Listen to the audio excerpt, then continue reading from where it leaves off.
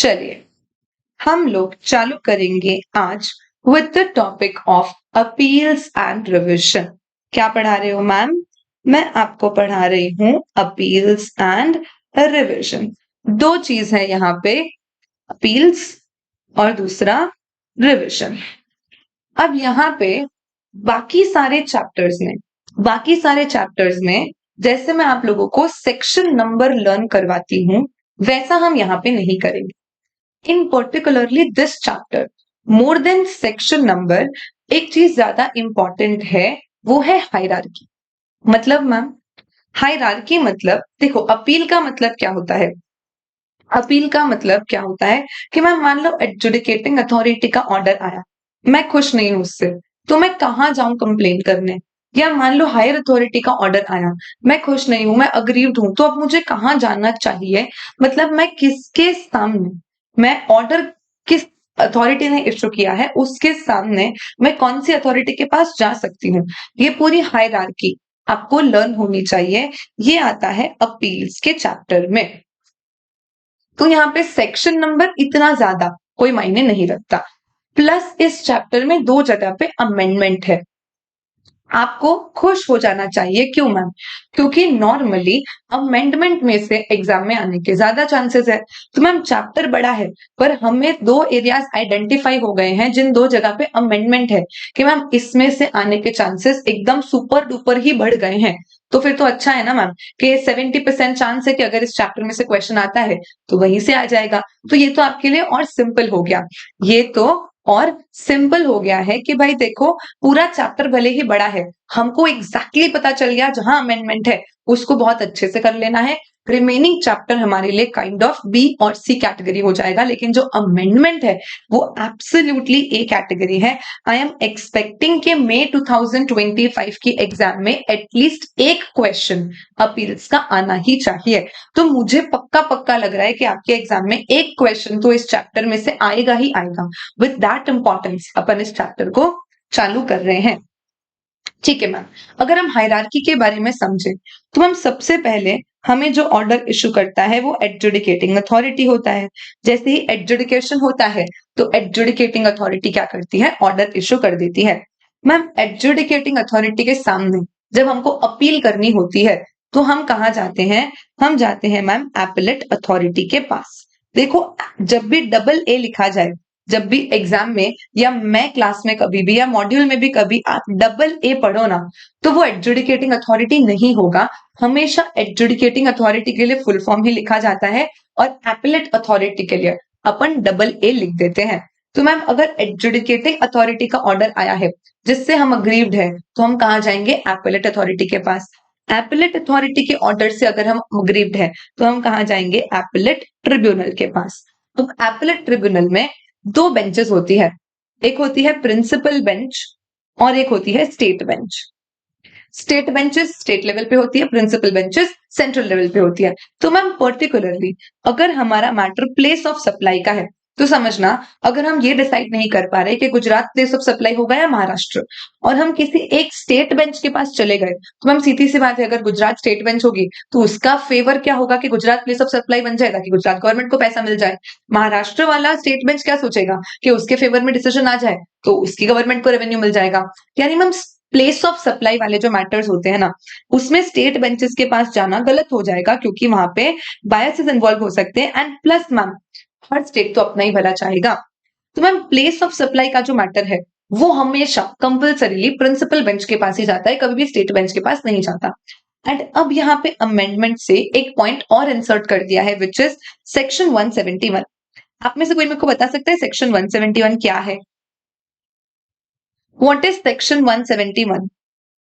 कि अगर सेक्शन 171 का भी कोई मैटर है ना तो वो भी यहां पे डील होगा। सेक्शन 171 क्या है मैम? ये बताओ ना ma'am. Section 171 is anti profiteering. तो पहले मतलब अमेंडमेंट के पहले क्या था कि एंटी प्रॉफिटियरिंग के जितने भी केसेस होते थे सब कंपटीशन कमीशन ऑफ इंडिया के पास जाते थे। उसके पहले नेशनल एंटी प्रॉफिटिंग अथॉरिटी थी, फिर कंपटीशन कमीशन ऑफ इंडिया आया। एंड उसके बाद अभी अभी तो चल रहा है कंपटीशन कमीशन ऑफ इंडिया, लेकिन फिर 1 अप्रैल 2025 से गवर्नमेंट ने बोल दिया कि अब जो एंटी प्रॉफिटरिंग के जो भी केसेस है, जो कंपटीशन कमीशन ऑफ इंडिया के पास है या आगे जो भी केसेस आएंगे, वो अब सब कौन डील करेगा? तो एपेलेट ट्रिब्यूनल का प्रिंसिपल बेंच है, उसी को हमने यहाँ पे अथॉरिटी दे दिया है।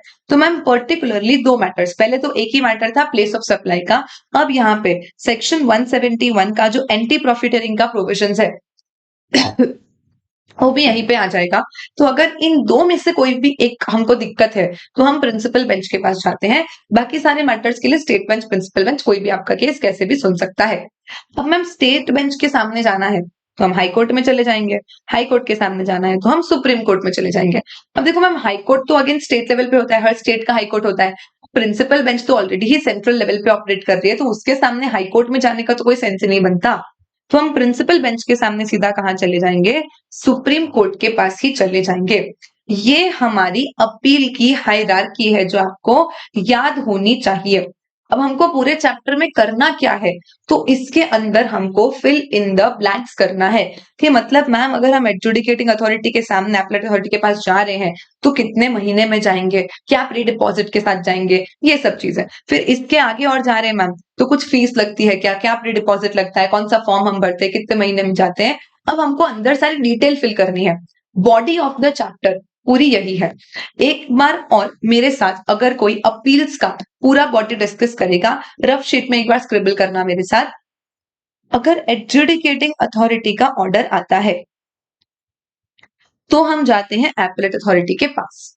एपेलेट अथॉरिटी का ऑर्डर आता है तो हम जाते हैं एपेलेट ट्रिब्यूनल के पास। अब मैम ट्रिब्यूनल में होती है प्रिंसिपल बेंच और ट्रिब्यूनल में होती है स्टेट बेंच। स्टेट बेंच के सामने जाना है तो हाई कोर्ट, हाई कोर्ट के सामने जाना है तो सुप्रीम कोर्ट, और अगर प्रिंसिपल बेंच के सामने जाना है तो सीधा सुप्रीम कोर्ट के पास ही जाएंगे। मैम 2 मैटर्स है पर्टिकुलरली प्लेस ऑफ सप्लाई और एंटी प्रॉफिटरिंग, जिसके लिए हम कंपलसरी प्रिंसिपल बेंच के पास ही जाते हैं, मतलब प्रिंसिपल बेंच ही इस मैटर को हमेशा सुनती है। बोलो यहां तक किसी को कोई प्रॉब्लम है कि अभी तक जो पढ़ाया वो एकदम क्लियर है मैम? अब हमको करना क्या है, तो फटाफट फटाफट से इस बॉडी के अंदर हमको फिल इन द ब्लैंक्स करते जाना है। बोलो यस। Done ma'am. तो सबसे पहले मैम फर्स्ट अपील कहां जाएगी? मैम एडजुडिकेटिंग अथॉरिटी से हमेशा सबसे पहली अपील कहां जाती है? एपेलेट अथॉरिटी के पास जाती है। तो सबसे पहले सेक्शन 107 बोलता है जब आप एपेलेट अथॉरिटी को अपील कर रहे हो तब क्या करना है। तो मैम अगेन 2 सिचुएशन हो सकती है, या तो मैं टैक्स पेयर अग्रीड हूं कि डिपार्टमेंट ने मुझे ऑर्डर इशू किया एंड आई एम लाइक क्या हो गया, मैं तो बिल्कुल खुश नहीं हूँ, मुझसे टैक्सेस मांग लिए, मुझसे पेनल्टी मांग ली, मैं तो ना भरूं, तो मतलब मैं अग्रीव्ड हूं तो मैं चली जाऊंगी एपेलेट अथॉरिटी के पास।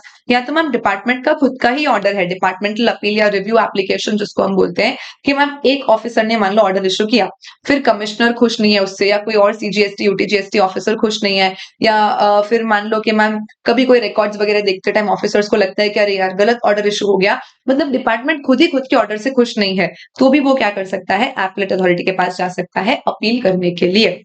अब देखो ऐसे थ्योरी यहाँ पे पढ़ने के लिए बहुत सारा है if you want to study, लेकिन अगर मैं आपको थोड़ा सा एग्जाम ओरिएंटेड बताऊं, कंसिडरिंग कि हम लोग पावर बैच में हैं, तो आपके लिए सिर्फ ना इतना पोर्शन रेलेवेंट है, ऐसा आप बोल सकते हो कि मैम ये वाला पोर्शन और ये वाला पोर्शन, बस ना थोड़ा सा चीजों को मेरे साथ मार्क करते जाना, क्योंकि अपील्स चैप्टर के ना कुछ एरियाज है जहां से हमेशा मोस्टली ज्यादा बार क्वेश्चन आता है। तो मतलब I would say 9 out of 10 times मैं जो मार्क करवा रही हूँ ना उसमें से आपको क्वेश्चन मिलेगा, तो probability of asking question from those areas that I am making you mark increases. बाकी सब आप थ्योरी पॉइंट ऑफ व्यू से भले ही पढ़ सकते हो। तो यहाँ पे सबसे पहले इंपॉर्टेंट है मैम टाइम लिमिट। इसको लेके ये लोग क्वेश्चन पूछ सकते हैं कि जिस दिन एडजुडिकेटिंग अथॉरिटी का ऑर्डर इशू हुआ वो काम का नहीं है, कम्युनिकेट हुआ वो काम का है। देखो अभी आज के टाइम में तो क्या होता है मैम, इशू कम्युनिकेट सब एक ही साथ हो जाता है, बिकॉज तुरंत इलेक्ट्रॉनिकली ऑर्डर्स आते हैं। लेकिन पहले जैसे ऑर्डर आज इशू हुआ तो हो सकता है कभी एक आध दिन लग जाता था कम्युनिकेट वगैरह करने के लिए, तो भी क्वेश्चन वो लोग कुछ भी पूछ सकते हैं एग्जाम में। आपको दिमाग में एक क्लैरिटी रखनी है कि मैम हमें किस दिन ऑर्डर कम्युनिकेट किया गया है, हमें किस दिन ऑर्डर सर्व किया गया है। वहां से 3 मंथ्स के अंदर अंदर हमें कहा जाना है, एपेलेट अथॉरिटी के पास चले जाना है। मैम किसी कारण से नहीं जा पाए, कुछ फैमिली इशू हो गया, मैम किसी का एक्सीडेंट हो गया, कुछ बड़ा काम हो गया, अगर आप उनको रीजन समझा सकते हो तो आपको 1 मंथ का कंडोनेशन ऑफ डिले भी मिल सकता है। मतलब ma'am normally 3 month plus 1 month के एक्सटेंशन पीरियड के अंदर अंदर मुझे एडजुडिकेटिंग अथॉरिटी के सामने कहा जाना है, एपेलेट अथॉरिटी के पास चले जाना है। 3 महीने गिनने कहां से है, ऑर्डर इशू की डेट से कि ऑर्डर कम्युनिकेशन या सर्विंग की डेट से? तो ये 3 महीने आपको ऑर्डर कम्युनिकेट, इसको अंडरलाइन कर लेना, इशू हुआ वो इंपॉर्टेंट नहीं है मैम, हमें ऑर्डर कम्युनिकेट किया गया है वो क्या हो जाएगा यहाँ पे, इंपॉर्टेंट हो जाता है। बोलो अंडरस्टूड? यस। अब ना यहाँ पे बहुत सारी चीजें लिखी है, पूरा यहां तक, इस जगह तक बहुत सारी चीजें थ्योरी में लिखी हुई है। मैं बहुत डिटेल में नहीं जाऊंगी because it's not that important exam point of view, पर मैं ना आपको इसका एक शॉर्ट में जिस्ट समझाती हूँ कि ये क्या बोलना चाह रहा है। अब ये ऐसा बोल रहा है कि जब भी आपको आगे जाके अपील करनी है तो आपको एक फॉर्म भरना पड़ता है, GST APL 01, जो आपको इलेक्ट्रॉनिकली भरना होता है। क्या करना होता है आपको? GST APL 01 फॉर्म भर के अपील करनी होती है, जो आपको इलेक्ट्रॉनिकली ही करनी होती है। लेकिन यहाँ पे 2 पर्टिकुलर सिचुएशंस है जब आप मैन्युअल अपील भी कर सकते हो। नॉर्मली आपको इलेक्ट्रॉनिक अपील करनी है, लेकिन 2 सिचुएशंस है जहां पे आप मैन्युअल अपील कर सकते हो। कौन सी 2 सिचुएशन मैम? सबसे पहला, या तो जब कमिश्नर खुद ही नोटिफाई कर दे फॉर एनी रीजन, ये तो हमेशा एक कॉमन पॉइंट होता ही है, ये हमेशा एक कॉमन पॉइंट होता है कि या तो देखो कमिश्नर ने खुद ने ही नोटिफाई कर दिया तब मैं मैन्युअली फाइल कर सकती हूँ, या फिर दूसरा हम बोलते हैं कि हमें जो ऑर्डर इशू किया गया है बाई एडजुडिकेटिंग अथॉरिटी वो कॉमन पोर्टल पे अवेलेबल नहीं है।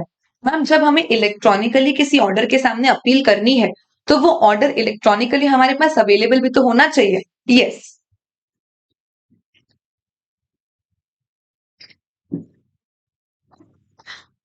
तो मैम एडजुडिकेटिंग अथॉरिटी ने जो ऑर्डर इशू किया ना, वो इलेक्ट्रॉनिक मीन्स में हमारे पास इलेक्ट्रॉनिकली अवेलेबल नहीं है, तो हम क्या कर सकते हैं? कुछ नहीं। तो भाई ऐसे केस में फिर क्या हो जाएगा, आपको इलेक्ट्रॉनिक अपील फाइल करने देंगे। तो मैम यहाँ पे एक तो जब कमिश्नर नोटिफाई कर दे वो समझ में आता है, और दूसरा हम बोलते हैं मैम कि जिस ऑर्डर के सामने हमको अपील करना है ना, वो ऑर्डर इलेक्ट्रॉनिकली अगर अवेलेबल ही नहीं है तो कैसे इलेक्ट्रॉनिक अपील करेंगे मैम? तो इन सिचुएशन में रजिस्ट्रार जब अलाउ कर देता है वगैरह सब ओके है तो फिर आप मैन्युअल अपील कर सकते हो, अदरवाइज जनरली आपको क्या करना होता है? इलेक्ट्रॉनिक अपील करना होता है। अब देखो इलेक्ट्रॉनिक अपील करते हो तो तुरंत प्रोविजनल एक्नॉलेजमेंट इशू हो जाता है और फिर वही आपका फाइनल एक्नॉलेजमेंट भी हो जाता है। लेकिन मैन्युअल अपील के केस में क्या होता है मैम, जैसे ही हम APL 01 फाइल करते हैं, मैन्युअल अपील करते हैं, उस मैन्युअल अपील फाइल करने के अंदर अंदर हमें 7 डेज के अंदर, हमारे पास 7 दिन का टाइम होता है, उस 7 दिन के अंदर अंदर हमको कॉपी ऑफ ऑर्डर सबमिट करनी होती है। क्यों मैम? देखो जब हम इलेक्ट्रॉनिक अपील करते हैं ना, तो वो इलेक्ट्रॉनिकली ऑर्डर ऑलरेडी पोर्टल पे अवेलेबल है, मतलब जब हम उसके सामने फर्दर अपील कर रहे हो तो आपको किसी को ऑर्डर दिखाने की जरूरत नहीं है कि ये ऑर्डर है जिसके सामने हम अपील कर रहे हैं। Order is already there electronically on the portal, so you don't have to show a copy of course. But when you go for a manual appeal, you just go file your manual appeal and plus you also have to show कि भाई ये वो original order है जिसके सामने हम appeal करने आए हैं। तो इस ऑर्डर की कॉपी आपको कितने दिन के अंदर अंदर देनी होती है मैम? 7 दिन के अंदर अंदर। हमको 7 डेज के अंदर अंदर जिस ऑर्डर के सामने हम अपील कर रहे हैं उसका सर्टिफाइड कॉपी देना पड़ता है। तो जैसे ही आप APL 01 फाइल करके मैन्युअल अपील करते हो, तुरंत आपको प्रोविजनल एक्नॉलेजमेंट तो इशू हो जाता है। फिर अगर आप ये कॉपी ऑफ ऑर्डर 7 डेज के अंदर अंदर सबमिट कर दो ना, 7 डेज के अंदर अंदर अगर आप क्या करो, ये कॉपी ऑफ ऑर्डर सबमिट कर दो, तो ये प्रोविजनल एक्नॉलेजमेंट ही आपका डेट ऑफ फाइलिंग अपील बन जाता है, इसी को फाइनल एक्नॉलेजमेंट भी मान लेते हैं। लेकिन अगर आप 7 डेज से ज्यादा टाइम लेते हो और फिर कॉपी ऑफ ऑर्डर सबमिट करते हो, तो फिर जिस एग्जैक्ट दिन पे आप कॉपी ऑफ ऑर्डर सबमिट करोगे ना, इसको आपका डेट ऑफ फाइलिंग अपील माना जाएगा। मैंने अभी क्या बोला वो सबको समझ में आया? बोलो yes. One last time I will repeat because this is not important for exam. Important होता तो हम 4 बार रिपीट करते हैं। ये प्रोसीजर है जो खास रेलेवेंट नहीं है, मैं स्किप भी कर सकती हूँ, but I just want you to know and I am not skipping it. तो मैम जिस दिन एडजुडिकेटिंग अथॉरिटी ने ऑर्डर इशू किया, वहां से अगर हम असेसिंग टैक्स पेयर्स अग्रीव है तो हमें 3 मंथ प्लस 1 मंथ के अंदर अंदर एपेलेट अथॉरिटी के पास जाना है। हमें फाइल करना है APL 01, फॉर्म याद रखने की जरूरत नहीं है।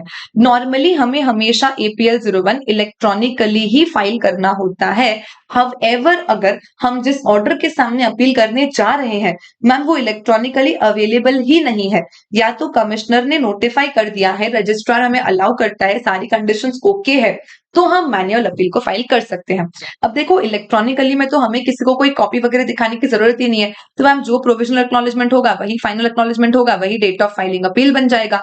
लेकिन मैम मैन्युअल के केस में क्या हो जाता है ना, मैन्युअल के केस में जिस दिन आप अपील करते हो, एपीएल 01 फाइल करते हो, उस दिन तुरंत एक आपको प्रोविजनल एक्नॉलेजमेंट दिया जाता है। अब अगर आप within 7 days copy of order दे दोगे तो यही आपका डेट ऑफ फाइलिंग अपील बन जाएगा। लेकिन अगर आप after 7 days copy of order submit करोगे तो जिस दिन आप ये कॉपी सबमिट करोगे वो आपका क्या माना जाएगा, फाइनल एक्नॉलेजमेंट, और वो आपका डेट ऑफ फाइलिंग अपील माना जाएगा। बोलो understood everyone? Yes ma'am, no doubt till here.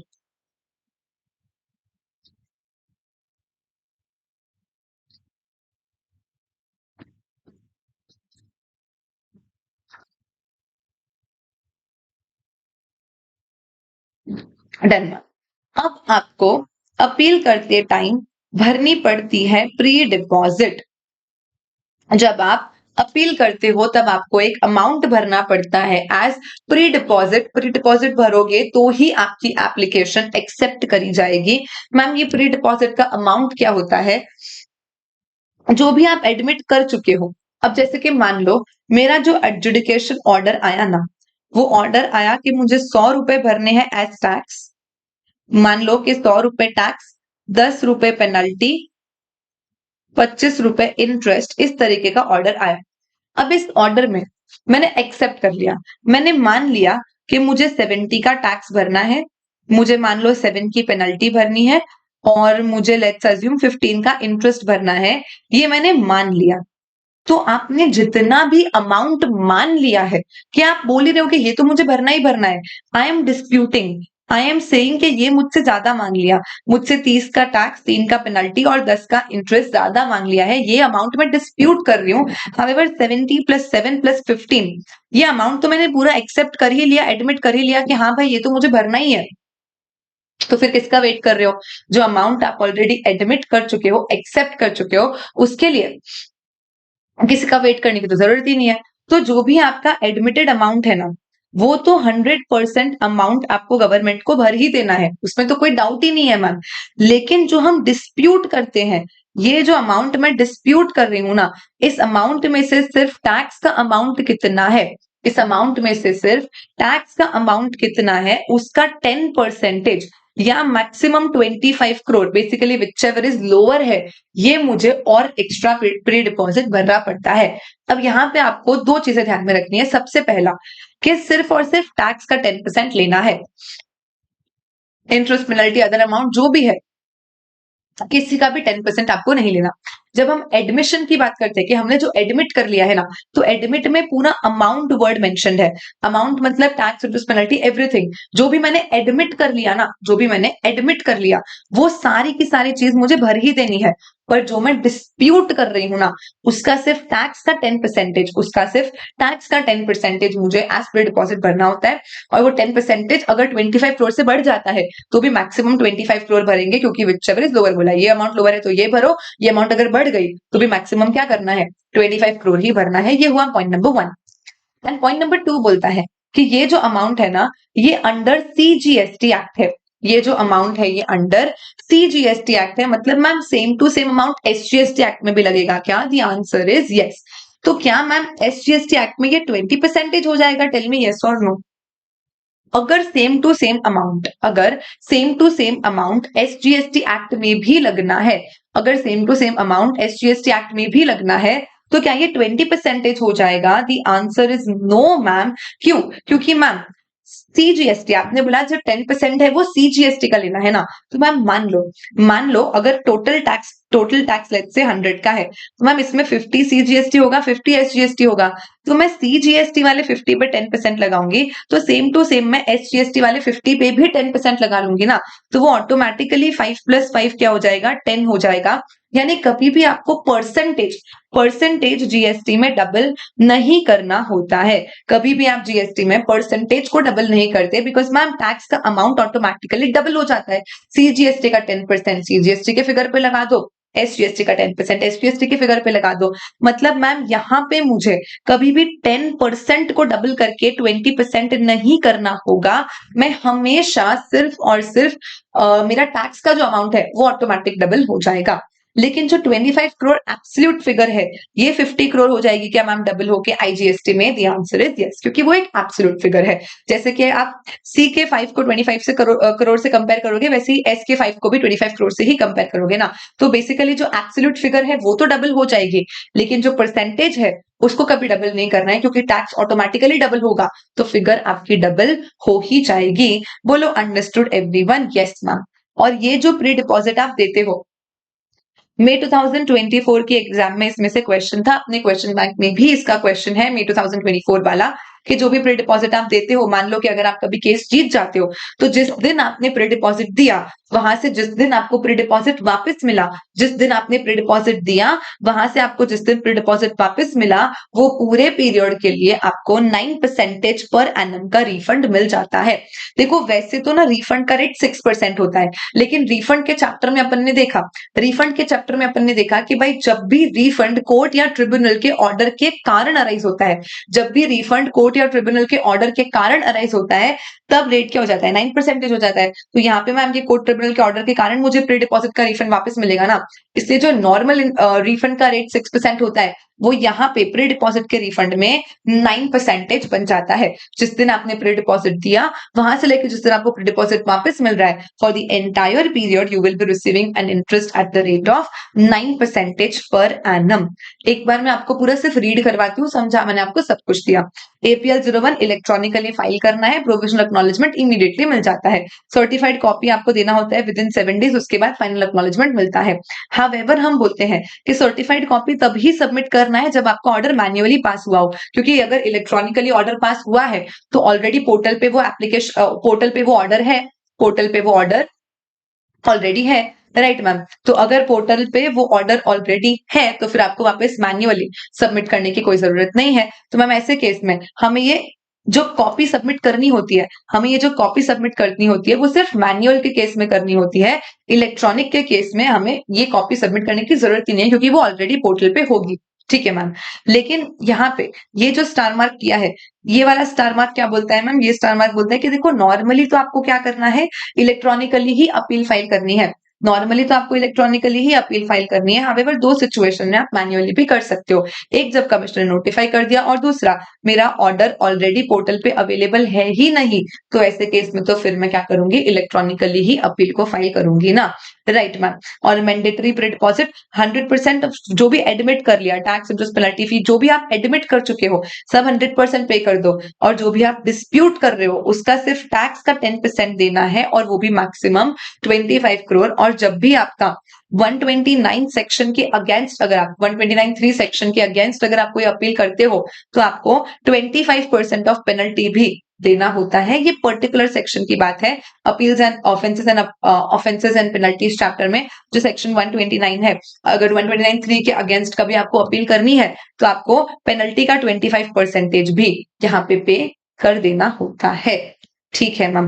और जब भी आपको कॉपी देनी होती है तो अगर आप 7 डेज के अंदर अंदर देते हो तो प्रोविजनल एक्नॉलेजमेंट वाली डेट ही आपकी डेट ऑफ फाइलिंग एप्लीकेशन बन जाती है, लेकिन अगर आप 7 डेज के बाद सर्टिफाइड कॉपी देते हो तो फिर जिस दिन आपने कॉपी सबमिट किया वो आपका फाइनल क्या बनता है, डेट ऑफ फाइलिंग अपील बनता है।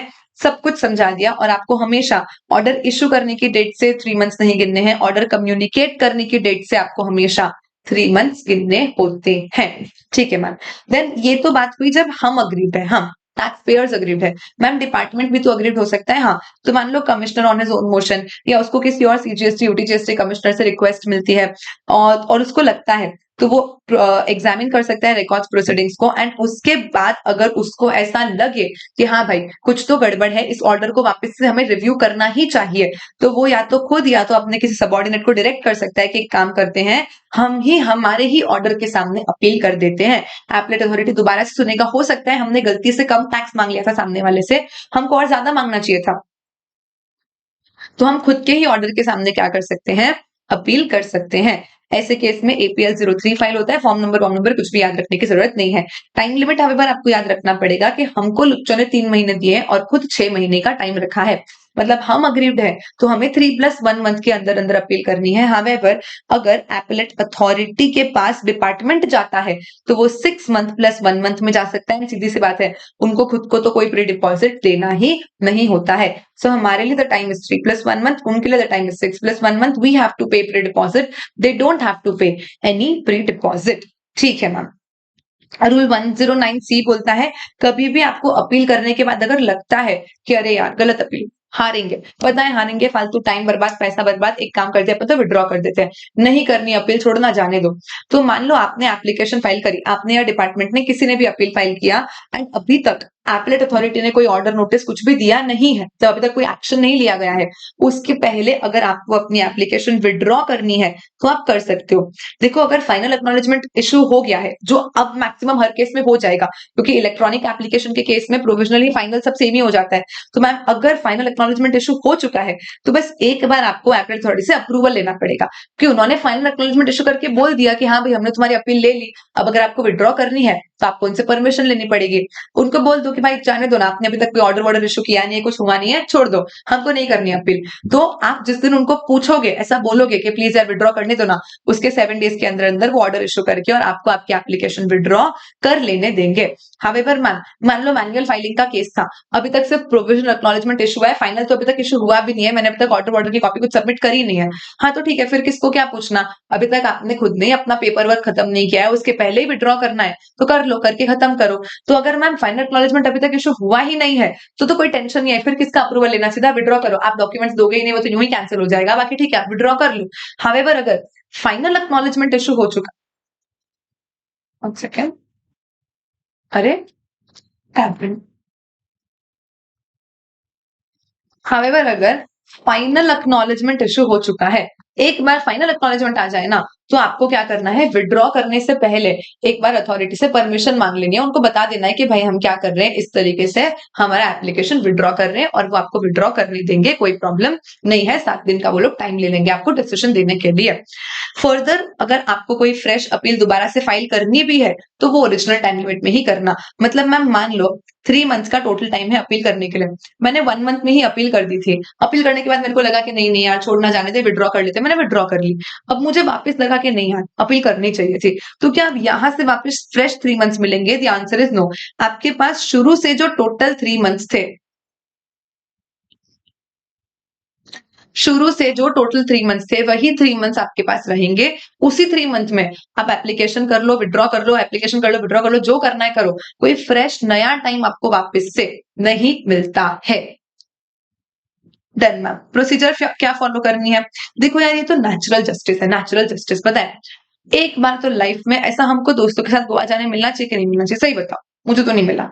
मैं ना 12th की वेकेशन में मेरे सारे दोस्त गोवा गए थे मुझे छोड़ के, तब से बताओ क्या ये नेचुरल जस्टिस है क्या मैम? कि हाँ एक बार तो ऐसी गोवा ट्रिप हमको हमारे दोस्तों के साथ मिलनी ही चाहिए। हाँ मैम, तो बस वैसे ही एपेलेट अथॉरिटी को भी principles of natural justice follow करना होता है, विच इज गोवा। मतलब मैम उनको एडिशनल ग्राउंड्स परमिट करने हैं, अपॉर्चुनिटी ऑफ बीइंग हर्ड दिए बिना किसी को डिसीजन नहीं देना है, सबको बोलने का मौका देना है, और किसी रीजन से मान लो अगर एप्लीकेंट नहीं हाजिर हो पाता है तो उसको 3 एडजर्नमेंट्स तक भी दे सकते हैं।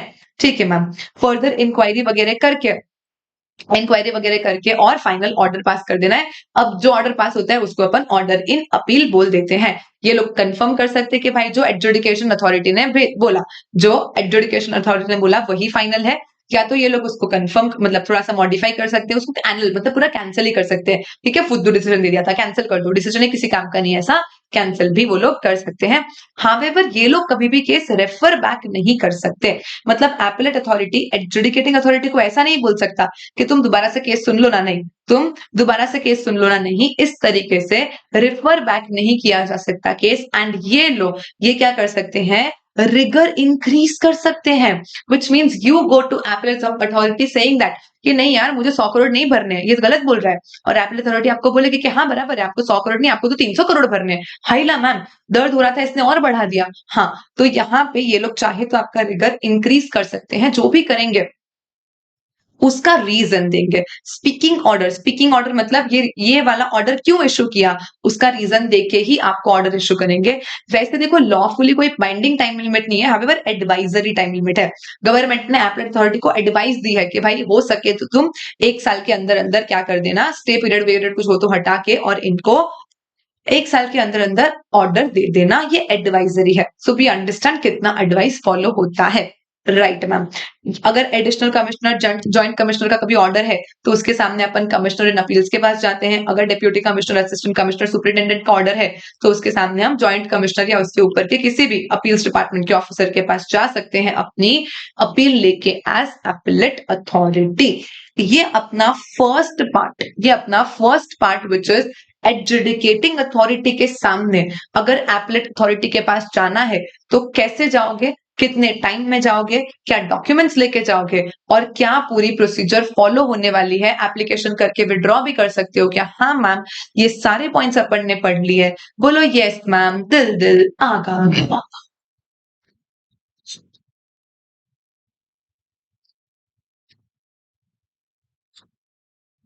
मैं गोवा गई पहली बार मेरी शादी के बाद with my husband directly. And my husband has been to Goa like so many times because Goa is very close to Echilkaranji. मतलब जहां मेरा ससुराल है वहां से गोवा सिर्फ 4 घंटे का रास्ता है, 4 साढ़े 4 घंटा बाई कार। तो मैं एक बार जाके आई हूँ।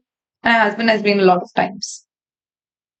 सो या मेरा तो principles of natural justice follow नहीं हुआ, सीधा हस्बैंड के साथ ही गए। सो देन तो यू कैन डू एनीथिंग। चलिए समझ गए ma'am. It was a great good experience. बहुत हाइप्ड है, या हो सकता है पहले एक क्रेज अलग था गोवा का, but now it's like over populated and खराब कर दिया लोगों ने उसको। उससे बेटर लोग ऐसा वियतनाम थाईलैंड जाके आ जाते हैं। चलिए हाँ, समझ गए। अभी हम चलते हैं सेक्शन नंबर 108 की तरफ which is powers of revisional authority. Hi ma'am, ये तो हायरार्की में आया ही नहीं।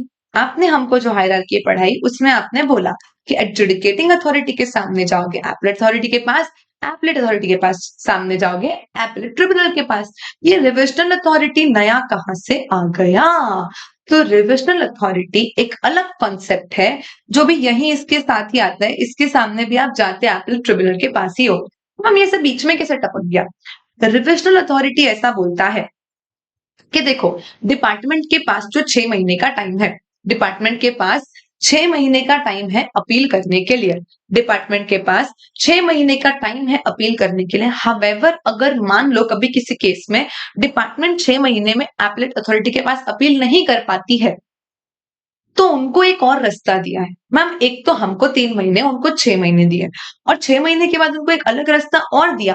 यस, 6 महीने के बाद उनको एक अलग रास्ता और दिया। डिपार्टमेंट बोलता है कि इन एनी सिचुएशन मान लो अगर हम मतलब डिपार्टमेंट खुद अपील नहीं कर पाया है 6 महीने में और उनको कभी ऐसा लगता है, मतलब रिविजन अथॉरिटी को खुद को लगता है, उनको कहीं से इंफॉर्मेशन मिलती है या कमिश्नर उनको बोलता है या मान लो कि कोई एग्जामिनेशन करने पे उनको लगता है कि जो ऑर्डर इशू हुआ था by the adjudicating authority illegal था, इम्प्रॉपर था, मटेरियल फैक्ट्स को कंसिडर नहीं किया था, कम टैक्सेस लिए थे, ज्यादा लेने चाहिए थे, या कंट्रोलर ऑडिटर जनरल को अपने ऑब्जर्वेशंस में कुछ मिलता है, तो एनी रीजन से कभी भी अगर उनको लगता है ना तो रिविजनल अथॉरिटी अपने हाथ में केस ले सकती है और एडजुडिकेटिंग अथॉरिटी के ऑर्डर के हिसाब से जो भी काम हो रहा होगा उन सबको स्टे करवा देगी, खुद से केस सुनेगी एंड अपने उसके बाद अपना खुद का ऑर्डर इशू करेगी कि अब एडजुडिकेटिंग अथॉरिटी ने जो बोला उसको साइड में रखो, अब हमने रिविजनल अथॉरिटी ने जो बोला ना वही होगा। तो ये लोग अगर चाहे तो एक बार सारे चल रहे ऑपरेशंस को स्टे कर सकते हैं, सबको अपॉर्चुनिटी ऑफ बीइंग हर्ड देके फर्दर इंक्वायरी करके और नया ऑर्डर पास कर सकते हैं कि भाई जो भी एडजुडिकेटिंग अथॉरिटी ने बोला ये इसको एनहांस कर सकते हैं, मॉडिफाई कर सकते हैं, एनल कर सकते हैं, जो इनको लगे वो ये लोग कर सकते हैं। ठीक है मैम। हावेवर ये सब इतना इंपॉर्टेंट नहीं है। अब ये भी इतना इंपॉर्टेंट नहीं है क्योंकि ये आ चुका है एग्जाम में। तो I am not at all expecting कि May 25 एग्जाम में यहां से क्वेश्चन आए। As I already told you कि May 25 एग्जाम में जहां से क्वेश्चन आ सकता है वो डेफिनेटली अमेंडमेंट वाला पार्ट है। तो एक तो ये वाला पेज जो आपको इतना सारा ग्रीन ग्रीन ग्रीन दिख रहा है और एक सेक्शन 120 में अमेंडमेंट है, तो आने के चांसेस तो फुल वहीं से है। ये तो अभी रिसेंटली शायद 2-3 अटेम्प्ट में किसी में आ भी गया है, तो आई डोंट बिलीव इसके चांसेस ज्यादा है, लेकिन अपन फिर भी नेवरदलेस इसको कवर कर लेंगे, बहुत ज्यादा टाइम नहीं दूंगी, ठीक है मैम। तो अब यहाँ पे रिविजनल अथॉरिटी ऐसा बोलता है कि मान लो जिस दिन एडजुडिकेटिंग अथॉरिटी का ऑर्डर आया, वहां से 6 मंथ्स तक तो रिवीजन अथॉरिटी बीच में टांग नहीं अड़ाएगी। क्यों मैम? तो कि 6 महीने तक तो अपील हो सकती है, तो फिर सीधा अपील ही करो ना एडजुडिकेटिंग अथॉरिटी के पास। तो मैम जिस दिन ओरिजिनल ऑर्डर आया वहां से 6 महीने तक बीच में टांग नहीं अड़ाना है, और इसके 3 साल बाद भी टांग नहीं अड़ाना है। मतलब जो करना है रिविजनल अथॉरिटी को, अगर कभी बीच में घुस के होशियारी करनी है तो ओरिजिनल ऑर्डर के 6 महीने बाद और 3 साल पहले, ये जो बीच का 2 years 6 months का पीरियड है, ये जो बीच का 2 years 6 months का पीरियड है, इस पीरियड में कभी भी रिविजनल अथॉरिटी आके और ऑर्डर को रिविजन के लिए टेकअप कर सकती है। ओरिजिनल एडजुडिकेटिंग अथॉरिटी के 6 महीने तक नहीं करेगी या 3 साल बाद नहीं करेगी। ये जो बीच वाला पीरियड है ना, यहां बीच वाले पीरियड में कभी भी रिविजन हो सकता है। Got it ma'am. दूसरा point, this is point number 1। Point number 2 बोलता है अगर कोई एडजुडिकेटिंग अथॉरिटी का ऑर्डर है जिसके सामने ऑलरेडी अपील हो चुकी है, भाई अगर अपील हो चुकी है तो रिविजन अथॉरिटी उससे बड़ी तो है नहीं, तो वो दोबारा से बीच में नहीं घुसेगी। अगर अपील हो गया है then let appellate authority decide, उसके आगे let tribunal decide, let court decide, then revisional authority is not going to step up अगर अपील ऑलरेडी हो चुकी है तो। लेकिन मैम मानो एक एडजुडिकेटिंग ऑर्डर था, एक एडजुडिकेटिंग ऑर्डर था जिसमें 2 मैटर थे एक सिंगल ऑर्डर में, मैटर ए और मैटर बी। मैटर ए मुझे एक्सेप्टेबल था, ठीक है। मैटर बी के लिए मैंने जाके अपील फाइल कर दी एपलेट अथॉरिटी के पास। तो क्या मैम डिपार्टमेंट मैटर ए को उठा के रिविजन कर सकता है? क्या बोला मैम?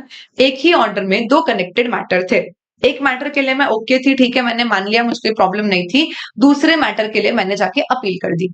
अब बाद में डिपार्टमेंट जागा, डिपार्टमेंट को लगा नहीं नहीं नहीं यार, ए वाली चीज तो गलत हो गई, ए वाली चीज तो गलत हो गई, डालो इसको रिविजन में। तो ऐसा चलेगा क्या मैम? देखो अगर पूरा ऑर्डर अपील के लिए चला जाता है तो उसका रिविजन होगा नहीं, वो समझ में आता है। एक ही ऑर्डर में 2 मैटर है, एक अपील में गया, दूसरा मैटर अपील में नहीं गया। तो जो मैटर अपील में नहीं गया मैम, क्या हम इसको लेके रिविजन कर सकते हैं? द आंसर इज यस, आप इसको लेके रिविजन कर सकते हो। कब तक कर सकते हैं मैम? तो जो भी अपने एडजुडिकेटिंग अथॉरिटी से 6 महीने बाद और 3 साल पहले का ओरिजिनल टाइम लिमिट है वो तो है ही है, और हम बोलेंगे कि जो इसका कनेक्टेड मैटर है ना बी, जो अपील में जा चुका है, उसका बी मैटर जो अपील में जा चुका है कनेक्टेड मैटर, उसका डिसीजन आ जाए वहां से 1 ईयर। क्योंकि मैम हो सकता है ना इसके डिसीजन आने के बाद हमारी लाइट जले कभी ना कभी, कि अरे यार बी मैटर में ऐसा हुआ, इस सेम ऑर्डर में कनेक्टेड मैटर ए भी तो था, अब इसका मैम अपील भरने का टाइम तो गया, इसका अपील करने का टाइम तो गया, तो अब एक ही चीज बची है, रिविजन करो। तो यहाँ पे हम बोलते हैं कि देखो मैम ओरिजिनल जो अपने पास टाइम लिमिट है वो तो है ही है, या तो मैम जो कनेक्टेड मैटर अपील में चला गया उसका डिसीजन आने के 1 साल बाद तक, दोनों में से जो भी लेटर है ना मैम, वहां तक हम ए वाले मैटर को लेके क्या कर सकते हैं? रिविजन कर सकते हैं। ये चीज समझ में आई क्या? बोलो हाँ। मैम एक बार और, एडजुडिकेटिंग अथॉरिटी में 2 मैटर है, मैटर ए और बी। बी मैटर तो गया अपील में, अब भी अपील में चला गया यानी इसका रिविजन तो होगा नहीं, वो फॉर श्योर है। ये अपील में गया मतलब इसका रिविजन नहीं होगा। ए का रिविजन हो सकता है क्या? हाँ मैम हो सकता है। तो ए का रिविजन कब तक हो सकता है मैम? एक जो ओरिजिनल टाइम लिमिट है कि भाई एडजुडिकेटिंग अथॉरिटी के ऑर्डर से 6 महीने बाद और 3 साल पहले, या तो मैम जो बी मैटर अपील में गया ना, उसका अपील का जिस दिन ऑर्डर आ जाए वहां से 1 साल, दोनों में से जो भी लेटर है ना मैम, वहां तक मैं इस मैटर ए का क्या कर सकती हूँ? रिविजन कर सकती हूँ as department. Are you understanding this? Tell me yes. तो ऐसा बोल रहे कि अगर अपील ऑलरेडी फाइल हो चुकी है तो रिवीजन नहीं होगा, लेकिन अगर कोई ऐसा पॉइंट जिसकी अपील नहीं हुई है, उस पॉइंट का तो रिवीजन हो सकता है अपील ऑर्डर आने के 1 ईयर, या वो जो ओरिजिनल 3 साल का टाइम लिमिट है विच एवर इज लेटर है वहां तक। 6 महीने के पहले और 3 साल के बाद आप कोई रिवीजन नहीं करोगे। अगर कोई पॉइंट ऑलरेडी रिवाइज हो चुका है तो उसको आप दोबारा से रिवाइज नहीं करोगे। मतलब एक रिविजनल ऑर्डर कभी भी वापस रिवाइज नहीं होता है। और मान लो मैम कभी कोई पॉइंट को रिवीजन के लिए लिया था, रिवाइज नहीं किया, छोड़ दिया, आप उसको भी वापस ले सकते क्या? नहीं। मतलब अगर एक पॉइंट रिवीजन के लिए ले चुके हैं, अगर कोई पॉइंट डिपार्टमेंट रिवीजन के लिए ले चुका है, चाहे उसका रिवीजन कर दिया था या नहीं किया था, अब उसको थोड़े टाइम बाद वापस से रिवीजन में नहीं लेंगे।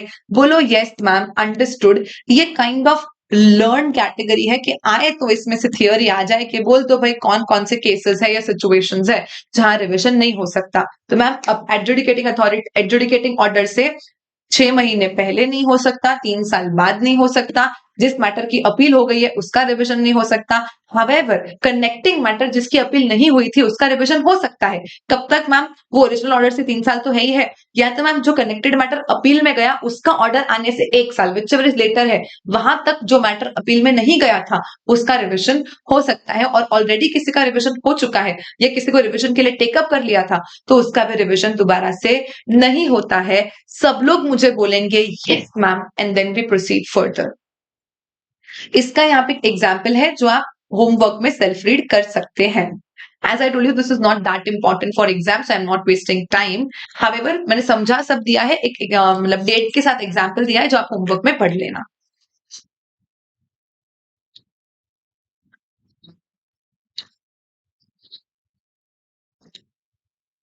बोलो ना मैम, समझ गए? Manisha, Shubham, Ashu, Sanjay, Priyanshu, Neha, Prince, tell me yes ma'am. What are you waiting for? ये तो गाना है। What are you waiting for? चलिए,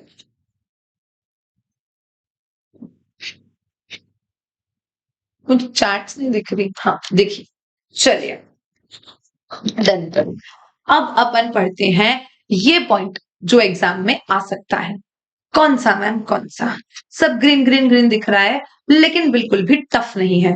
ओके, तो यहाँ पे हम बोलते हैं कि अगर आपको एपेलेट अथॉरिटी या रिविजनल अथॉरिटी के सामने अपील करनी है तो आप कहां जाओगे?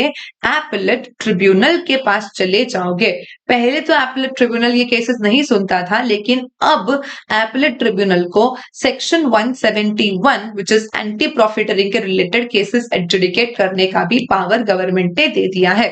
तो एक तो ये अमेंडमेंट यहाँ इंसर्ट हुआ है कि भाई जो एपेलेट ट्रिब्यूनल है वो अब सेक्शन 171 के एंटी प्रॉफिटरिंग के केसेस को भी एडजुडिकेट करता है। ठीक है मैम। अब मैम मैं एपेलेट अथॉरिटी या रिविजनल अथॉरिटी के ऑर्डर से खुश नहीं हूं और मुझे आगे जाके अपील करनी है। अगर आप डिपार्टमेंट हो तो आपके पास 6 महीने का टाइम है।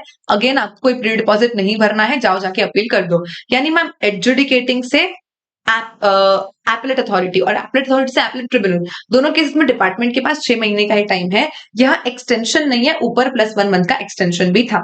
लेकिन अगर मेन्यू अपील करनी है मैम, मुझे it is the penalty amount. Ashu मैं लास्ट में क्लियर कर दूं आपका डाउट, ठीक है? चलो, अगर असेसी को अपील करनी है ना, तो जिस दिन एपेलेट अथॉरिटी या रिविजनल अथॉरिटी का ऑर्डर आया वहां से 3 मंथ +3 मंथ के अंदर अंदर आपको क्या कर देनी है? अपील फाइल कर देनी है। 3 मंथ +3 मंथ के अंदर अंदर आपको क्या करनी है? अपील फाइल कर देनी है। देखो ना, ये आपको एसएससी के केस में हमेशा 3 मंथ ही मिलेगा। ऊपर भी 3 मंथ था +1 मंथ का एक्सटेंशन था, यहाँ पे भी 3 मंथ है +1 मंथ का एक्सटेंशन है। कोई मुझे बता सकता है क्यों? इसका एक रीजन है जो आप लोगों को आता है, मुझे बताओ ना। 3 महीने ही क्यों दिए? 3 महीने का कोई मैम 3 महीने कहीं और पढ़ी है क्या आपने? ऐसी कोई टाइम लिमिट है जो इससे कनेक्ट हो सकती है? आपको लर्न करवाने के लिए बता रही हूं मैं।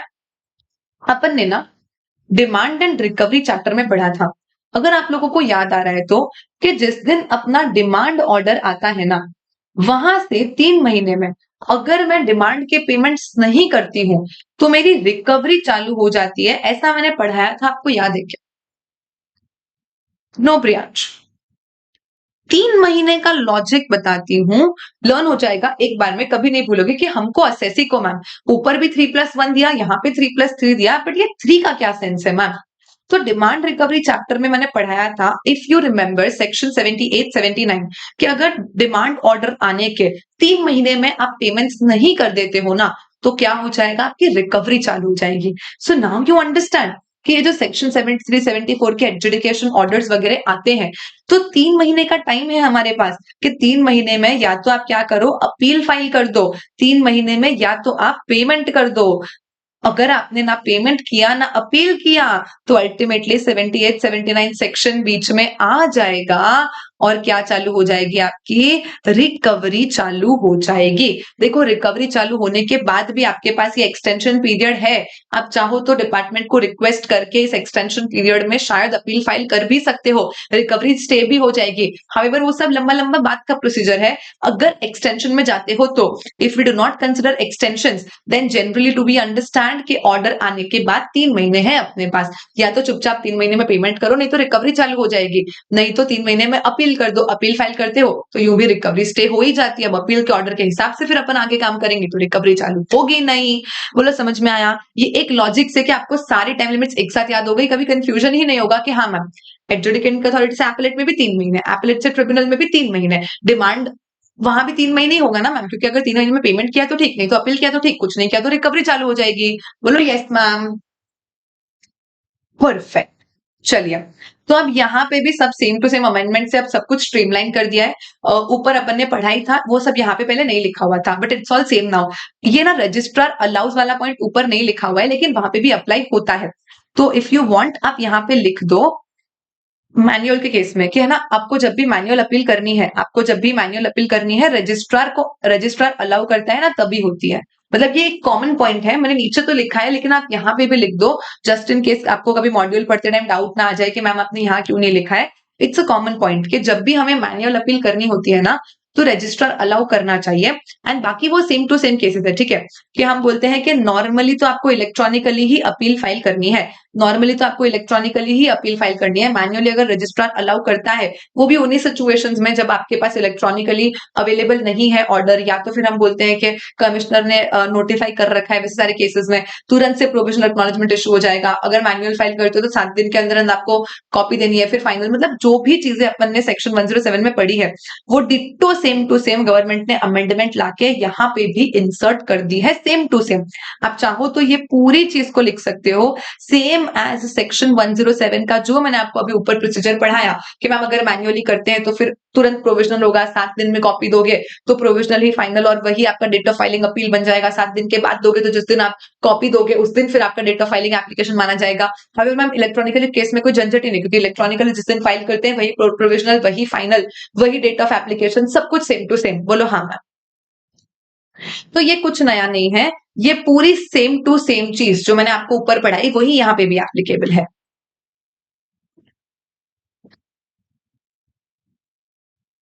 डिपार्टमेंट के लिए भी ऐसा ही होता है, मतलब डिपार्टमेंट के लिए भी यही चीज होती है कि इनको भी अगर आप इलेक्ट्रॉनिकली ही फाइल करना होता है, नॉर्मली मैन्युअली कर सकते हैं, वो सब सेम टू सेम चीज है इनके लिए भी। ठीक है ma'am. Memorandum of cross objection बोले तो दो लोग हुए ना सामने सामने, एक ने अपील फाइल करी तो फिर सामने वाला भी तो अपने व्यूज लिख देगा उसके ऊपर। तो यहाँ पे हम बोलते हैं कि हाँ शुभम, क्योंकि वो ना तब नया अमेंडमेंट था, अब आपके लिए वो पुराना हो गया है। मैम पुराने एग्जाम में ना इस थ्योरी में से भी क्वेश्चन आ गया था, बिकॉज वो तब के लिए अमेंडमेंट था। सो यू अंडरस्टैंड कि जो अमेंडमेंट जिस अटेम्प्ट में आता है उसके लिए वो रेलिवेंट हो जाता है। तो अब आपके एग्जाम में ये सारी चीजें, या सेक्शन 120 में से, इनफैक्ट May 25 की आरटीपी में भी क्वेश्चन है इफ यू सी, तो जो अमेंडमेंट पोर्शन है ना, वहां से आने की प्रोबेबिलिटी बहुत हाई होती है। एंड पावर में मैं आपको उन्हीं एरियाज पे फोकस करवा रही हूँ जहां से आने की प्रोबेबिलिटी हाई है। Accordingly the batch is design, right. बाकी आ तो कहीं से कुछ भी सकता है, वो तो हमें डे 1 से पता है। ठीक है ma'am. So what is memorandum of cross objection? What is memorandum of cross objection? ये बोलता है कि भाई देखो, मान लो आज एसएससी ने अपील फाइल करी तो फिर डिपार्टमेंट भी सामने अपने व्यूज देगा, या डिपार्टमेंट ने अपील फाइल करी तो मेरी भी तो बात सुनो। तो वो जो आपको आपकी भी बात सुनानी है ना, वो 45 डेज प्लस 45 डेज का एक्सटेंशन मिलता है जीएसटी एपीएल 06 में। आपको अपना क्रॉस ऑब्जेक्शन क्या कर देना है, फाइल कर देना है कि नहीं भाई वो ऐसा बोल रहा है लेकिन मैं ऐसा बोल रही हूँ, मतलब जो भी आपका आंसर है, फिर उसके बाद दोनों को अपॉर्चुनिटी ऑफ बीइंग हर्ड देके और डिसीजन दिया जाता है। अब ऊपर जब आप एडजुडिकेटिंग अथॉरिटी से एपलेट अथॉरिटी के पास जाते हो ना, वहां पे कभी आपको फीस नहीं लगती, सिर्फ प्री डिपॉजिट लगता है, दैट्स फॉर ऑल। यहाँ पे आपको फीस भी लगती है बिकॉज आप ट्रिब्यूनल के पास जा रहे हो, जीएसटी ट्रिब्यूनल के पास, राइट। ये जो फीस होती है ना, तो मिनिमम 5000 फीस तो लगेगी ही लगेगी। अमाउंट कितना भी कम है, आपको कम से कम 5000 तो फीस देनी ही देनी है, और मैक्सिमम फीस हो जाएगी आपकी 25,000। क्या बोला? मिनिमम 5000 का फीस तो देना ही देना है, और मैक्सिमम फीस क्या हो जाता है यहाँ पे? 25,000 हो जाता है। जनरली फीस क्या होती है ma'am? For every 1 lakh rupees of tax या आईटीसी इन्वॉल्व आपको 1000 देना है। मतलब मान लो मैम अगर 10 लाख का केस है तो 10,000 देना, 11 लाख का केस है तो 11,000 देना, 12 लाख का केस है तो 12,000 देना। So for every 1 lakh rupees of tax हम बोलते हैं आपको 1000 रुपीज देने हैं। लेकिन मान लो कि सिर्फ 4 लाख का केस है मैम, तो भी आपको 5,000 तो देना ही देना है। या मान लो मैम 25 लाख से ज्यादा का केस हो गया मैम, 10-15 करोड़ का केस हो गया, तो भी मैक्सिमम फीस 25,000। यानी जो भी फीस होगी ना वो 5,000 से 25,000 के बीच में ही होगी फॉर एवरी 1,01,000 जनरली। लेकिन कम हो गया तो 5,000 तो ले ही लेंगे, और ज्यादा हो गया तो मैक्सिमम कितना ले लेंगे? 25,000 ले लेंगे। फीस कभी भी एपलेट अथॉरिटी के पास जाते टाइम नहीं लगती, लेकिन एपलेट ट्रिब्यूनल के पास जाते टाइम क्या लग जाती है?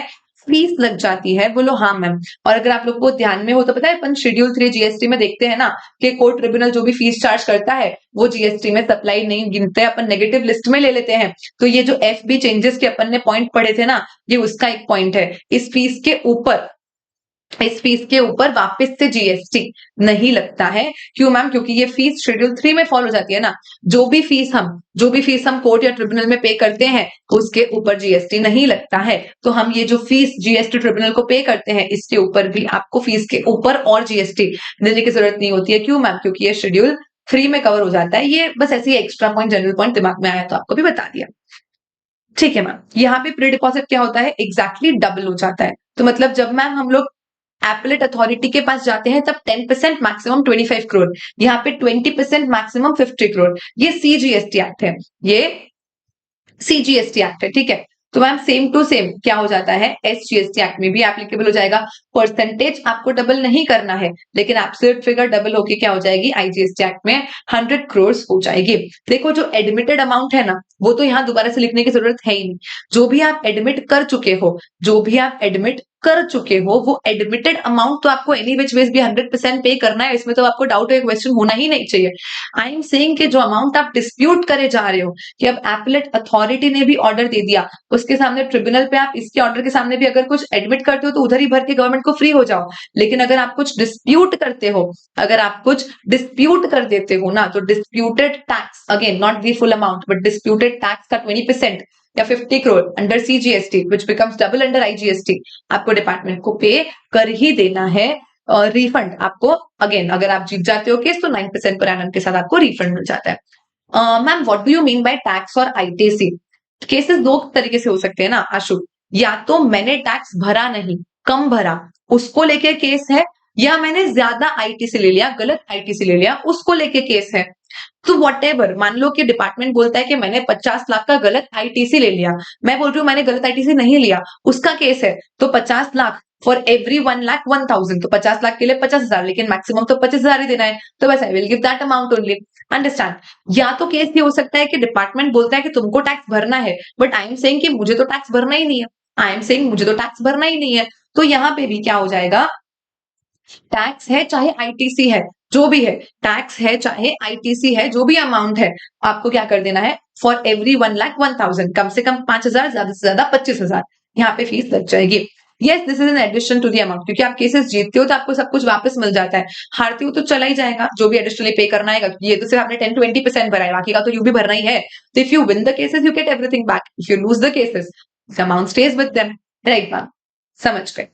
ठीक है। अब जैसे ऊपर विड्रॉल ऑफ अपील का प्रोविजन आता है, यहाँ पे भी विड्रॉल ऑफ अपील का प्रोविजन आ जाता है। सेम टू सेम, जब तक कोई भी ऑर्डर इशू नहीं किया है ट्रिब्यूनल ने, उसके पहले मुझे कभी भी विड्रॉ करना है, मैं कर सकती हूँ। अगर फाइनल एक्नॉलेजमेंट इशू हो चुका था तो ऊपर 7 डेज का टाइम है कि जब मैं उनको बोलूंगी मुझे विड्रॉ करना है, उसके 7 दिन में वो मुझे विड्रॉ करने देंगे। यहाँ पे ट्रिब्यूनल कंपेरेटिवली ज्यादा बिजी होता है तो 15 दिन का टाइम दे दिया। यहाँ पे क्या किया है? 15 डेज का टाइम दे दिया कि भाई 15 डेज के अंदर अंदर ये लोग मुझे अलाउ कर देंगे कि चलो ठीक है, जाओ जाके विड्रॉ कर लो। फ्रेश एप्लीकेशन करनी है तो वही ओरिजिनल टाइम लिमिट के अंदर अंदर करनी है। डिट्टो पूरा का पूरा विड्रॉल सेम ही है, एपलेट अथॉरिटी जैसा ही, बस वहां 7 डेज है और यहाँ पे 15 डेज है। बाकी विड्रॉल का पूरा प्रोविजन एकदम सेम हो जाएगा। हाँ रक्षित, लेकिन ऑर्डर चेंज हो जाता है ना, सेम नहीं रहता। मान लो एडजुडिकेटिंग अथॉरिटी ने 10 करोड़ का ऑर्डर इशू किया, फिर एपेलेट अथॉरिटी ने 5 करोड़ का कर दिया या 15 करोड़ का कर दिया, उसमें से मैं क्या डिस्प्यूट कर रही हूँ, depends on that Rakshit. It's not the same amount, it always continues, understand that. Right ma'am, चलिए यहां तक किसी कोई प्रॉब्लम है? अब हम एपेलेट ट्रिब्यूनल के पास आ चुके हैं मैम। अब हम पूरा प्रोसीजर फॉलो करके और एपेलेट ट्रिब्यूनल के पास आ चुके हैं। बोलो हाँ जी मैम। शुरू किए थे हम एडजुडिकेटिंग अथॉरिटी से, इसके सामने हम गए एपेलेट अथॉरिटी के पास। डिपार्टमेंट बीच में एक रिविजनल अथॉरिटी का और प्रोविजन लेके आ गया। हम इन दोनों के सामने ही कहा आ गए, एपेलेट ट्रिब्यूनल के पास आ गए। हम इन दोनों के सामने ही कहा आ गए, एपेलेट ट्रिब्यूनल के पास आ गए। आना कैसे है, कितने टाइम में आना है, क्या प्री डिपॉजिट और क्या फीस के साथ आना है, ये सब हमने समझ लिया। अब एपेलेट ट्रिब्यूनल बोलता है कि देखो भाई, हम इतने भी वेल्ले नहीं है। अगर छोटे छोटे से 50,000 तक के केस है, छोटे छोटे से केसेस है जहां पे अमाउंट 50,000 तक की है, तो हम चाहे तो हम मना भी कर सकते हैं। ये हमेशा मना करेंगे ऐसा जरूरी नहीं है, ये हमेशा मना करेंगे ऐसा जरूरी नहीं है। लेकिन अगर इनको लगता है कि यार ये केस को क्या ही सुनना, इतना छोटा सा केस है, 50,000 तक का तो केस है, तो जाने दो, ये मना भी कर सकते हैं कि भाई जो एडजुडिकेटिंग अथॉरिटी ने बोल दिया, एपेलेट अथॉरिटी ने बोल दिया, वही फाइनल है, मत आओ हमारे पास। ये मना भी कर सकते हैं, करेंगे वो जरूरी नहीं है। ठीक है मैम, एडवाइजरी है, इनकी मर्जी, फॉलो करना हो करें, नॉर्मली कोई करता नहीं है। 1 साल के अंदर इनको ऑर्डर देना है, ये वही ऑर्डर को कंफर्म, मॉडिफाई, एनुअल कुछ भी कर सकते हैं। अब समझना मैम, जो एपेलेट अथॉरिटी है ना, वो एडजुडिकेटिंग अथॉरिटी को केस रेफर बैक नहीं कर सकती, इसको केस का डिसीजन देना ही पड़ेगा। लेकिन एपेलेट ट्रिब्यूनल को अगर लगता है कि उन्होंने केस सुनने में कोई गलती करी है, कुछ हुआ है, तो ये लोग केस को रेफर बैक भी कर सकते हैं। अगर इनको कभी लगता है तो ये लोग केस ओरिजिनल अथॉरिटी तक रेफर बैक भी कर सकते हैं कि देखो ये फैक्ट्स, मतलब ये लोग सुनेंगे पूरा केस, ऑफ कोर्स सुनने के बाद सब एविडेंसेस कंसीडर करने के बाद इनको लगता है कि अरे यार ये छोटा पॉइंट उनको कंसीडर करना चाहिए था, तो ये लोग क्या कर सकते हैं, केस को रेफर बैक भी कर सकते हैं। ठीक है मैम। अभी जीएसटी ट्रिब्यूनल में क्या होता है, प्रिंसिपल बेंच होता है, स्टेट बेंच होता है, इसमें जुडिशियल मेंबर्स होते हैं, टेक्निकल मेंबर्स होते हैं, वो सब ठीक है मैम, समझ में आता है, सब लोग सारे केसेस सुन सकते हैं। हाउएवर इंपॉर्टेंट क्या है, तो ये कि अगर कोई भी इशू सेक्शन 171 मतलब एंटी प्रॉफिटियरिंग का है, या फिर कोई भी मैटर प्लेस ऑफ सप्लाई का है, तो वो कंपलसरी प्रिंसिपल बेंच के पास ही जाता है। बाकी दोनों बेंच कोई भी केस कुछ भी सुन सकता है। कैसे डिसाइड होता है मैम, प्रेसिडेंट प्रेसिडेंट क्या करता है, पूरा का पूरा ये बिजनेस डिस्ट्रीब्यूट करता है। मतलब आप एपेलेट ट्रिब्यूनल के पास जाके अपना केस रख देते हो, फिर प्रेसिडेंट क्या करता है, प्रेसिडेंट डिस्ट्रीब्यूट करता है कि भाई कौन सी बेंच कौन सा केस क्या कैसे सुनेगी। लेकिन हावेवर एक चीज समझना कि अगर इशू कभी भी प्लेस ऑफ सप्लाई या एंटी प्रॉफिटियरिंग का है, it will always go to the principal bench only, and principal bench ही हमेशा इसका केस सुनेगी। ये एमसीक्यू के लिए गुड अच्छा पॉइंट है, आ सकता है कभी चाहे तो, कि नॉर्मली क्या होता है, जब भी आप जीएसटी वाले मैटर्स एपेलेट ट्रिब्यूनल के पास लेके जाते हो, तो एक जुडिशियल और एक टेक्निकल मेंबर आपका केस सुनते हैं। What is judicial, what is technical? Judicial member मतलब जिसको लॉ आता है, एलएलबी एलएलएम वाला पर्सन, लॉयर वाला। टेक्निकल मेंबर मतलब हो सकता है सीए सीएमए सीएस कोई हो जिसको जीएसटी का, टैक्स का पर्टिकुलर नॉलेज है। जिसको टैक्स का पर्टिकुलर नॉलेज है उसको अपन टेक्निकल मेंबर बोल सकते हैं, और जिसको लॉ का ज्यादा नॉलेज होता है उसको अपन जुडिशियल मेंबर बोलते हैं। तो नॉर्मली एक टेक्निकल और एक जुडिशियल मेंबर मिलकर केस सुन लेते हैं। हावेवर मैम, जो भी टैक्स का मतलब जो अपन अपील करने जा रहे हैं, उसमें टैक्स, आईटीसी, फाइन, पेनल्टी जो भी चीज है वो 50 लाख से एक्सीड नहीं कर रही। मतलब कोई इतना ज्यादा बड़ा अमाउंट भी नहीं है, कोई क्वेश्चन ऑफ लॉ भी नहीं है ma'am, simple question of fact है। प्रेसिडेंट ने अप्रूव कर दिया, दूसरी सब कंडीशन भी फुलफिल होती है, तो एक सिंगल मेंबर भी कि भाई टाइम बचाओ ना, छोटे मोटे केसेस के लिए 2 लोगों की जरूरत भी नहीं है यार, इतना सा केस तो एक टेक्निकल मेंबर, जुडिशियल मेंबर भी डिसाइड कर सकता है, तो ठीक है ना। देखो 50,000 तक में वो लोग केस लेने को ही मना कर सकते हैं, और 50 लाख तक में जहां नॉर्मली 2 लोग सुनते हैं, वहां पे ये लोग सिंगल मेंबर बेंच से मेरा केस सुनवा सकते हैं। लेकिन हाँ, क्वेश्चन ऑफ लॉ नहीं होना चाहिए, क्वेश्चन ऑफ फैक्ट होना चाहिए, प्रेसिडेंट का अप्रूवल होना चाहिए। ठीक है मैम। अब ये जो मैंने सब प्रिंटेड लिखा है, टाइम पास है, आप एक बार सेल्फ रीड कर सकते हो। इसमें लिखा क्या है वो मैं आपको बता देती हूँ, होमवर्क में एक बार रीड कर लेना। इसमें यही लिखा हुआ है कि मान लो मैम, ये 2 मेंबर ने मिलकर मेरा केस सुना। अब ये दोनों कोई कॉमन कंक्लूजन पे नहीं आ पा रहे, एक जन बोल रहा है आईटी से मिलना चाहिए, दूसरा जन बोल रहा है आईटी से नहीं मिलना चाहिए। क्या करना है, ये लोग प्रेसिडेंट को इन्फॉर्म करते कि प्रेसिडेंट, हम दोनों तो कॉमन कंक्लूजन पे नहीं आ पा रहे। तो प्रेसिडेंट क्या करता है, इनका मैटर एक और बेंच को इन्वॉल्व करता है। अब ये दोनों और प्लस वो मिलके वापस से पूरा केस सुनते हैं। और फिर मेजॉरिटी डिसीजन क्या लिया जाएगा वो फाइनल हो जाता है। ठीक है मैम। मेंबर्स का अंदर अंदर ट्रांसफर भी हो सकता है एक बेंच से दूसरी बेंच में, लेकिन हावेवर जो टेक्निकल बेंच के मेंबर्स होते हैं ना, उनको सेम स्टेट में ही हमेशा ट्रांसफर किया जाता है। मतलब गुजरात इतना बड़ा स्टेट है, मानो तो गुजरात स्टेट का एक स्टेट बेंच तो होगा नहीं मैम, गुजरात स्टेट में मल्टीपल बेंचेस होंगे, तो गुजरात स्टेट के एक टेक्निकल मेंबर को गुजरात स्टेट के ही दूसरे बेंच में ट्रांसफर किया जा सकता है। हावेवर जुडिशियल मेंबर को किसी भी बेंच से किसी भी बेंच में पूरे इंडिया में कहीं पे कैसे भी ट्रांसफर किया जा सकता है। ये कुछ सिंपल सिंपल सी पॉइंट्स है जो आप सेल्फ रीड कर सकते हो, इसमें कोई खास है नहीं। उसके बाद मैम कौन कौन, मान लो कि आज आप एक सीए हो, तो क्या मैं भी कभी आगे जाकर ट्रिब्यूनल का मेंबर बन सकता हूँ, मैं भी लोगों के केसेस सुन सकता हूँ? उसके लिए ना बहुत सारी क्वालिफिकेशंस होती है। मान लो आपका एज, आपने क्या पढ़ाई करी है, आप इंसॉल्वेंट तो नहीं हो, आप इंडियन हो, या ऐसी बहुत सारी चीजें होती है जो कंसिडर होनी चाहिए, जो आपके सिलेबस में एप्लीकेबल नहीं है। आपको चाहिए तो आप सेक्शन 110 कभी भी बैर एक्ट से पढ़ सकते हो, कि अगर आपको मान लो आगे जाके फ्यूचर में इच्छा है कि यार मैं भी कभी तो क्या बनूंगा, एपलेट ट्रिब्यूनल का मेंबर बनूंगा, लोगों के केसेस सुनूंगा। Yes you are eligible, you can, but how, आपको क्या पढ़ाई करनी है, आपको कैसे क्या करना है, आप सेक्शन 110 में पढ़ सकते हो, जो अपने सिलेबस में एप्लीकेबल नहीं है। So I won't be giving time as of now to that. Merely मान लो जस्ट हाइपोथेटिकल एग्जांपल, मुझे भी नहीं पता, मैं एक एग्जांपल लेके चल रही हूँ कि मान लो ऐसा एक लिमिट है कि अगर आपकी एज 65 से ज्यादा है तो आपको फिर एपलेट ट्रिब्यूनल में नहीं रखेंगे, आप रिजाइन कर दो। अब लेकिन मान लो गलती से एक मेंबर था जो 65 ईयर्स का था, ध्यान नहीं था, उसने मेरा केस सुन लिया, डिसीजन भी दे दिया, सब कुछ ओके भी हो गया, तो अब मैं खाली उस पॉइंट को लेके के पूरे प्रोसीडिंग को इनवैलिड कर दूं क्या, कि ये तो गलत हो गया, ये एक दिन पहले इसका कल बर्थडे था, ये हो गया 65 ईयर्स का, ध्यान क्यों नहीं दिया आप लोगों ने, तुम्हें क्या फर्क पड़ रहा है, एनीवेज भी डिसीजन तो वही आना था। तो यहाँ पे हम बोलते हैं कि देखो, आप पूरे के पूरे प्रोसीडिंग को इनवैलिड नहीं कर सकते, क्वेश्चन नहीं कर सकते, म्योरली अगर बिकॉज आपको लग रहा है कि कोई कंडीशन, कोई अपॉइंटमेंट, कोई क्वालिटी यहाँ पे क्या नहीं हो रही है, क्या नहीं हो रही है, फुलफिल नहीं हो रही है। तो ये ना कॉमन पॉइंट है, बताइए आपको इनकम टैक्स वगैरह में पढ़ने मिला होगा कि अगर उनके कॉन्स्टिट्यूशन में कोई डिफेक्ट है, उसको लेके आप अपनी प्रोसीडिंग को पूरा का पूरा इनवैलिड नहीं कर सकते हो। बोलो हाँ।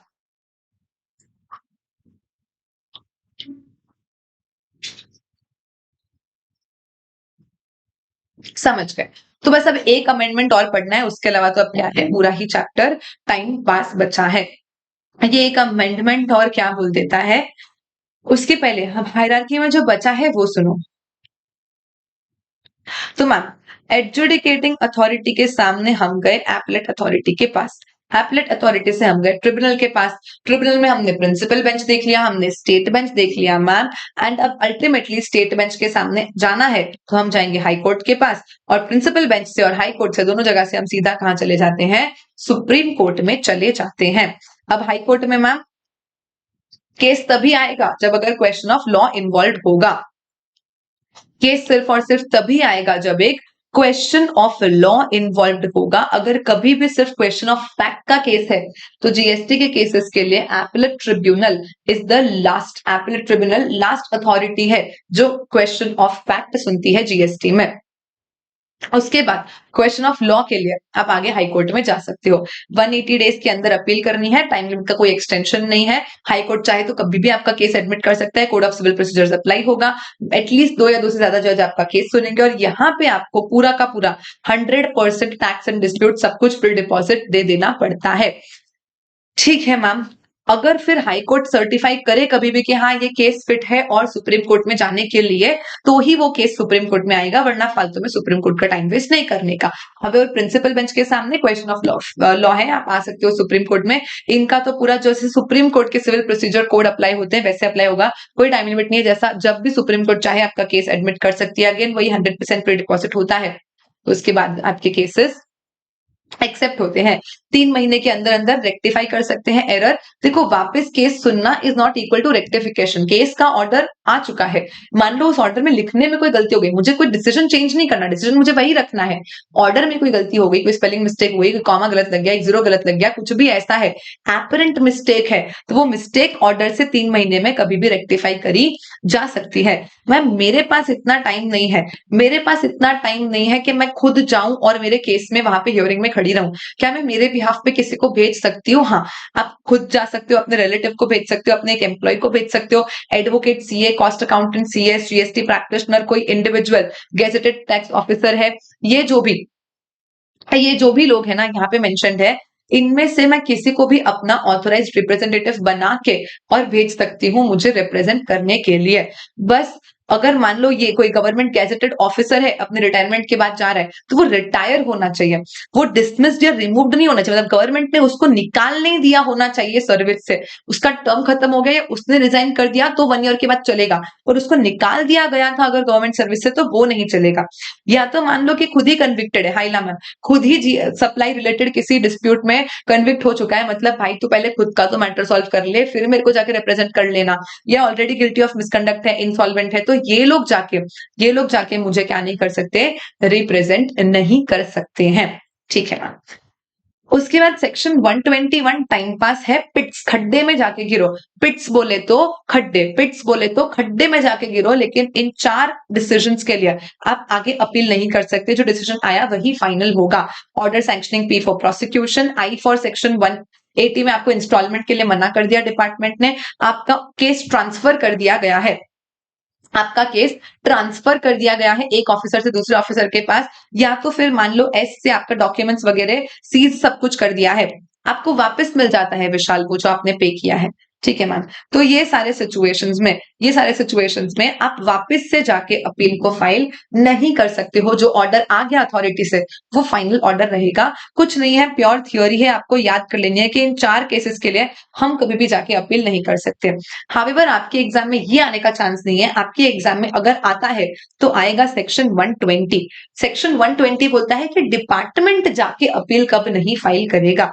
अब देखो ना, मैंने बुक बना दी थी पहले, जब आईसीएआई की मॉड्यूल्स नहीं रिलीज हुई थी उसके पहले अपनी बुक बन के छप चुकी थी, तो मुझे नहीं लगा था कि गवर्नमेंट इसका सर्कुलर भी बुक में इंक्लूड करेगी, तो मैंने सिर्फ मॉनेटरी लिमिट देके छोड़ दिया। हावेवर अब आईसीएआई ने, ऐसी बहुत सारी चीजें थी जो मैंने बुक में नहीं ली थी, एंड उसमें से 90% चीजें आईसीआई ने भी मॉड्यूल में नहीं ली है, तो हमारा टाइम सेव हो गया कि फालतू बुक में एक्स्ट्रा चीजें नहीं है जो आपको पढ़नी ही नहीं है।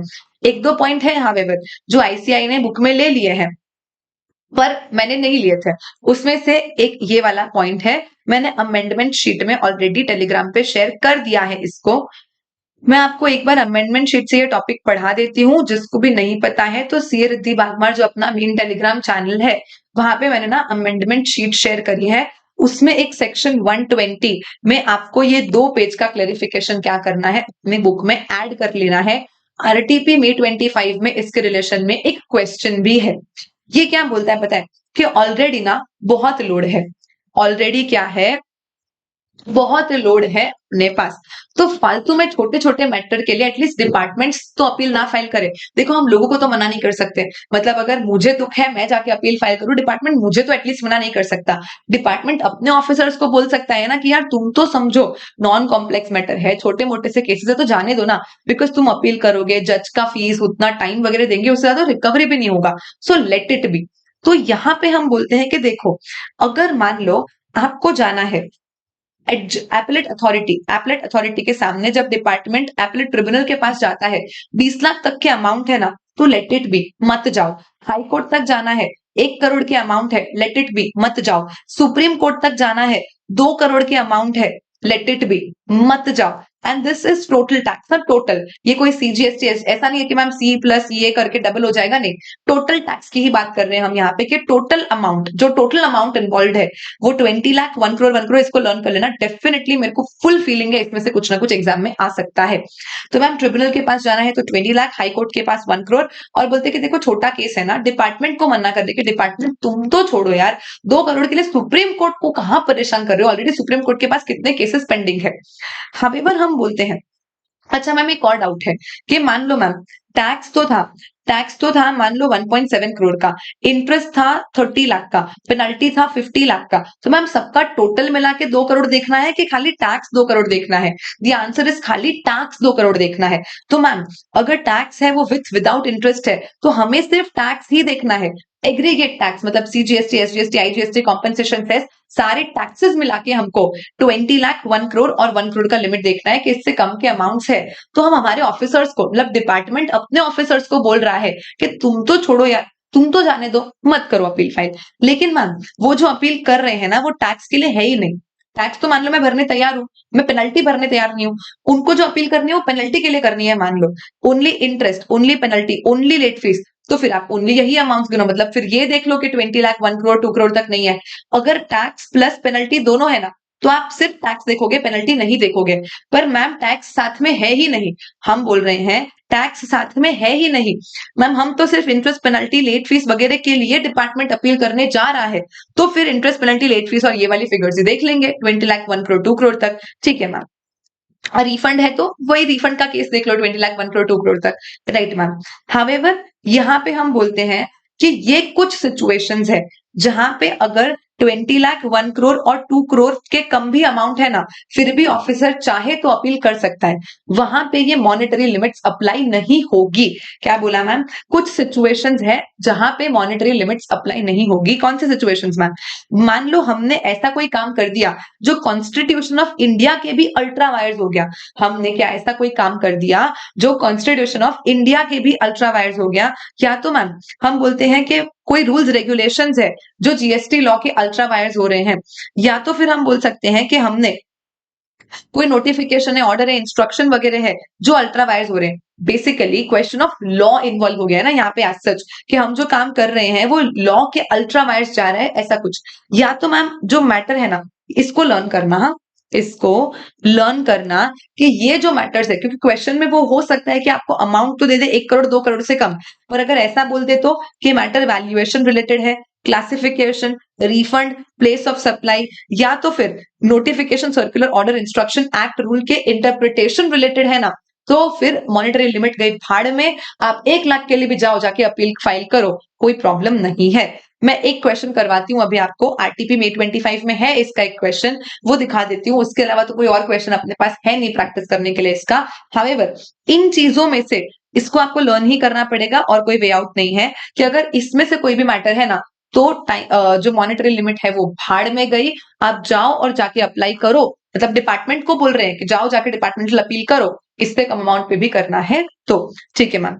या तो हम बोलते हैं कि कभी गवर्नमेंट के ऑफिसर की इज्जत की बात आ रही है कि हमने क्या किया, अपील फाइल किया ऑफिसर के अगेंस्ट, मैंने बोला ये ऑफिसर करप्ट है और एपलेट अथॉरिटी मान भी गई, मैं केस जीत भी गई, तो यहाँ पे यार बेचारे ऑफिसर की जिंदगी, ऑफिसर की इज्जत का सवाल है, भले अमाउंट छोटा हो। मैंने बोला कि इसने सिर्फ मुझसे मान लो 5,000 का ही ब्राइब लिया, 5,000 का ही इसने मुझसे क्या किया, ब्राइब लिया, तो अमाउंट तो मैम बहुत छोटा है, उस ऑफिसर की तो जिंदगी का सवाल है। ऑफिसर के ऊपर मैंने धब्बा लगा दिया, एडवर्स कमेंट कर दिया, तो यार ऑफिसर अपने आप को बचाने तो जाएगा आगे अपील करने, हाँ तो जा भाई, फिर मॉनेटरी लिमिट मत देख।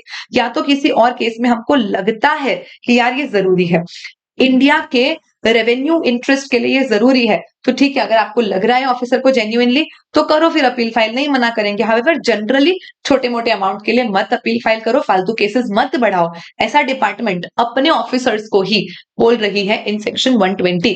लेकिन एक बात समझना, मेरे लिए डिपार्टमेंट ने अपील फाइल नहीं करी, लेकिन मान लो शुभम के लिए कर दी, तो शुभम आके लड़ाई नहीं करेगा कि same matter same case Riddhi के केस में था, उसमें तुमने अपील नहीं करी, मेरे में क्यों करी।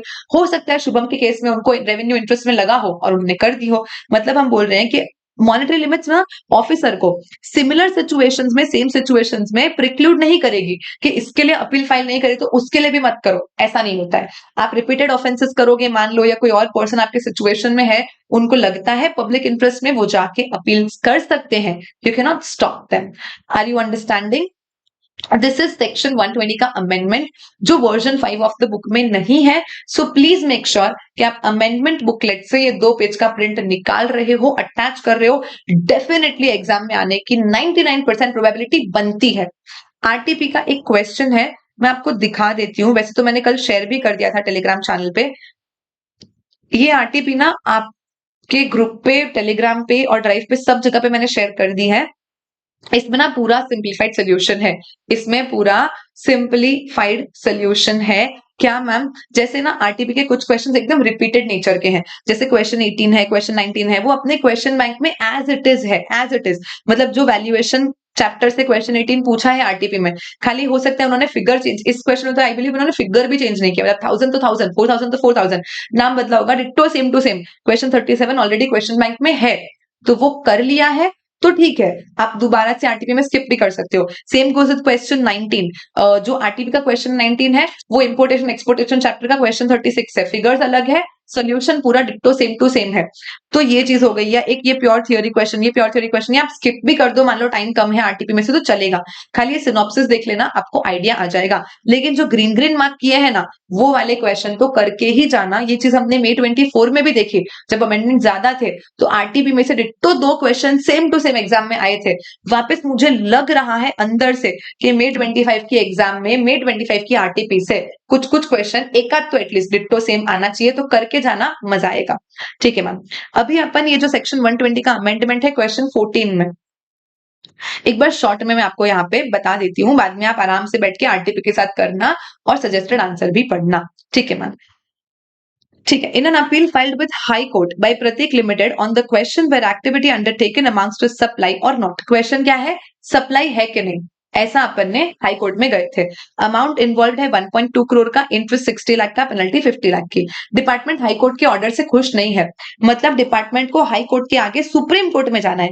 हाई कोर्ट में तो ऑलरेडी जा चुके हैं, उसके ऑर्डर से हम खुश नहीं है, अब हमको सुप्रीम कोर्ट में जाना है। एज एन डिपार्टमेंट को, हमको नहीं, हम तो खुश है, डिपार्टमेंट को सुप्रीम कोर्ट के पास जाना है। तो बोले डिपार्टमेंट को सुप्रीम कोर्ट के पास जाने के लिए क्या लिमिट बताई है गवर्नमेंट ने? 2 करोड़ की। ओनली टैक्स, ठीक है। यहाँ पे ना टैक्स, इंटरेस्ट और पेनल्टी सबका टोटल मिलाओगे तो 2 करोड़ से बढ़ जाएगा। लेकिन अगर सिर्फ टैक्स देखो ना, सिर्फ टैक्स तो मैम 2 करोड़ से कम है। इसलिए यहाँ पे हम ऑफिसर को बोलेंगे कि जान दे भाई, छोड़ दे, छोड़ दे, सुप्रीम कोर्ट ऑलरेडी इतना बिजी है, कहाँ 2 लाख के छोटे छोटे अमाउंट लेके सुप्रीम कोर्ट के पास जा रहा है, मत जा और मत कर आगे अपील फाइल। ठीक है ma'am. However, next part of the question बोलता है, क्या आपका आंसर बदल जाएगा अगर ये मैटर सप्लाई के रिलेटेड ना होता और ये मैटर वैल्यूएशन के रिलेटेड होता? तो हाँ मैम, इधर हमने देखे थे कुछ केसेस। यहां हमने देखा था कि देखो भाई, अगर आपका जो मैटर है ना,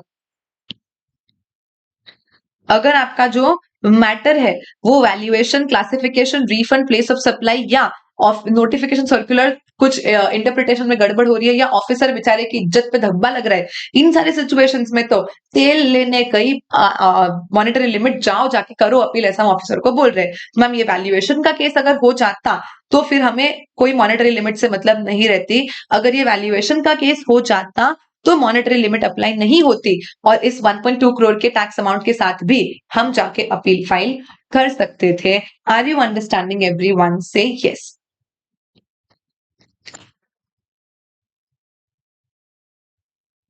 बोलो, क्लियर हो रहा है क्या सबको? डन डनाडन डन।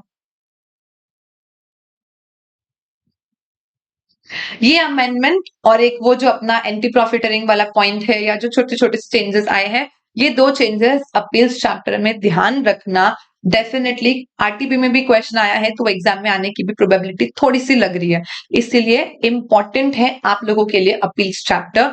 अपील्स का ना एक एमसीक्यू भी है आरटीपी में, एक क्वेश्चन भी है आरटीपी में। आरटीपी में 2-2 बार पूछा है, मतलब कहीं ना कहीं शायद एग्जाम में पूछने का इन लोगों के दिमाग में होगा। समझ गए ma'am? Done. So here we complete the entire chapter of appeals and revision.